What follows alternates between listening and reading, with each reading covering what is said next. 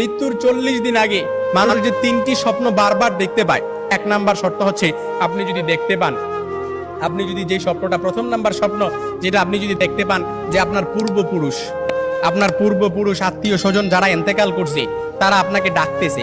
তারা আপনাকে ডাকতেছে, হাহাকার করতেছে, তাদের কাছে চলে যাওয়ার জন্য ডাকতেছে, কিংবা তাদেরকে বেশি বেশি স্বপ্ন দেখতেছেন, তখন মনে করবেন যে আপনার মৃত্যুর সময় ঘনিয়ে এসেছে। তবে এটাই যে খুব একেবারে বুঝার বিষয় এরকম কিন্তু নয়, কিছু বিষয় রেয়ার থাকতে পারে। তখনই আপনি আল্লাহর কাছে সাহায্য প্রার্থনা করবেন, আল্লাহর কাছে বেশি বেশি ক্ষমা চাইবেন। দ্বিতীয় নাম্বার যে স্বপ্নটা সেটা হচ্ছে আপনি যদি স্বপ্নে দেখেন যে আপনার বুক থেকে একটা পাখি বের হয়েছে আর এটা ছটফট করতে করতে আসমানের দিকে চলে গেছে, সাইয়েদনা আলী রাদিয়াল্লাহু তাআলা থেকে